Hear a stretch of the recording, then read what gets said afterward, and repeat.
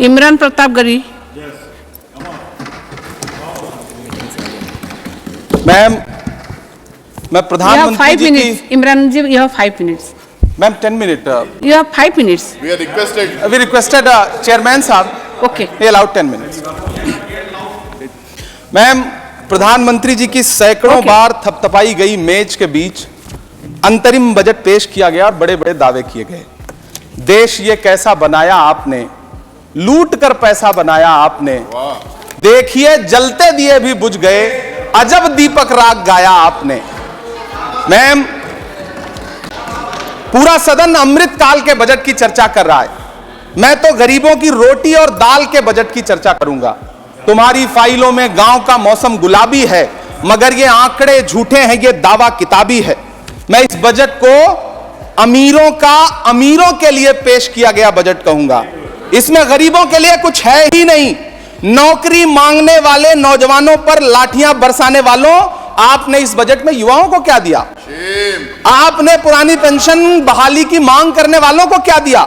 सालों से अपने लिए छत तलाश रहे लोगों को आपने इस बजट में क्या दिया? कुछ नहीं। और फिर आपको पूरी उम्मीद है कि पूरा देश आपके इस पेश किए गए बजट पे लहालोट हो जाए, तालियां पीटे, मंगल गान गाए। कैसे संभव है?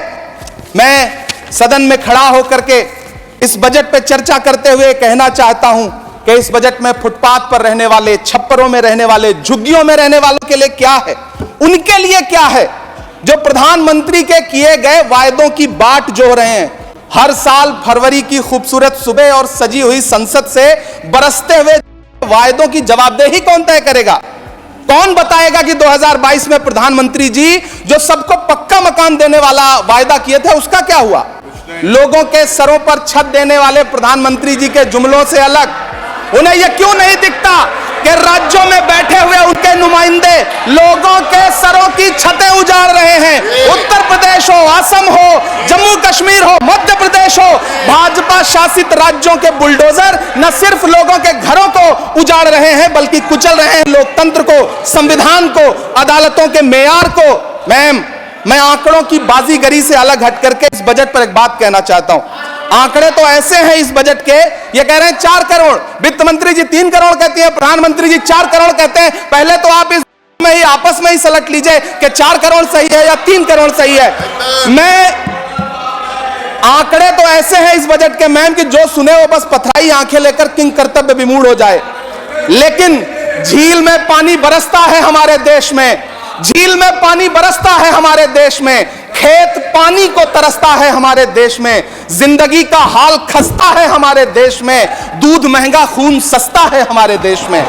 मैम, रोजगार, महंगाई, किसान, मनरेगा, पेट्रोल डीजल के दाम, गैस सिलेंडर के दाम, फसलों की एमएसपी की गारंटी, इन सब जन सरोकार की बातों से इस बजट का कोई लेना देना नहीं। हमारे ट्रेजरी बेंच के साथी हंगामा कर रहे हैं। मैं तो कहना चाहता हूं मैम, वो एक बार इनके एक नेता एक गांव में गए और उन्होंने गांव में कहा कि गांव वालों आओ, मैं तुम्हारी समस्याएं समाप्त करना चाहता हूं।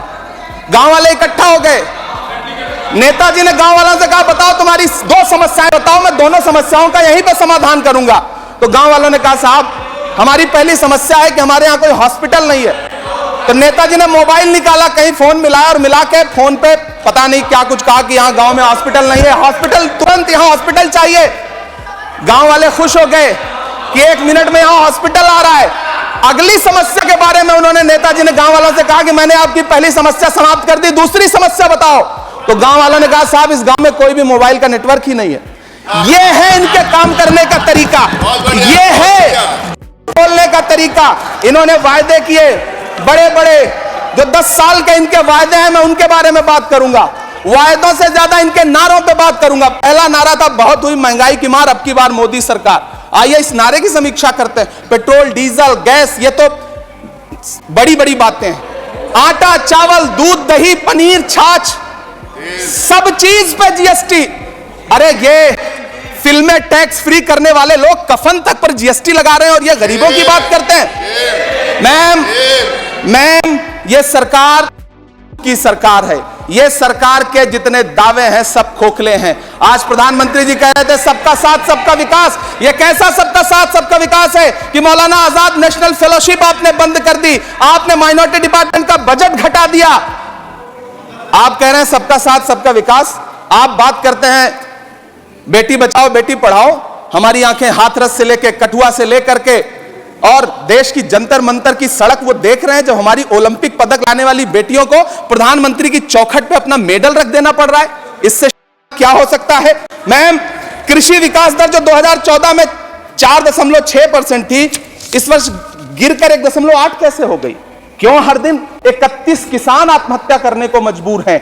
ये सरकार उन पर क्यों बात नहीं करती? कीमत तो बहुत बढ़ गई शहरों में धान की, लेकिन विदा ना हो सकी बेटी किसान की।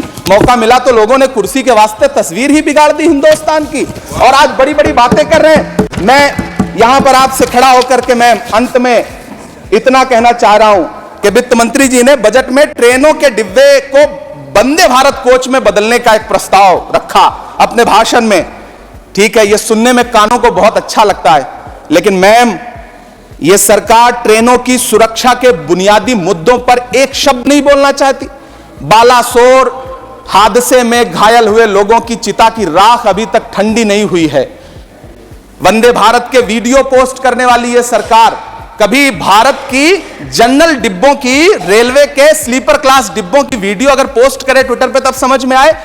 बिहार से, इलाहाबाद से, लखनऊ से दिल्ली आने वाली, मुंबई जाने वाली ट्रेनें देख लीजिए, उनकी हालत देख लीजिए, तो आपको लगेगा कि ये वही ट्रेनें हैं। आज स्थिति यह है कि रेलवे स्टेशन तो छोड़िए, रनवे पर खाना खिला रही हैं आपकी प्राइवेट एयरलाइंस। अभी आपने जुर्माना लगाया है, नोटिस दिया है एक एयरलाइंस को। यह स्थिति आपने करके रख दी है ट्रेनों की, एयरलाइंस की।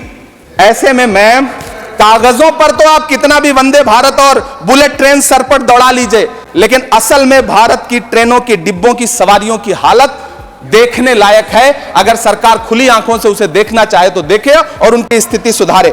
आज अपने प्रधानमंत्री जी ने अपने भाषण में यहां खड़े होकर कई बार न्यू मिडिल क्लास की बड़ी चर्चा की, न्यू मिडिल क्लास जनरेट करेंगे। लेकिन मैं तो यहां खड़ा होकर के सरकार से कहना चाहता हूं कि न्यू मिडिल क्लास का जुमला अपने पास रखिए। यह बताइए कि जो पुराना मिडिल क्लास है उसके साथ आप कैसा व्यवहार कर रहे हैं। आज उसकी स्थिति क्या है?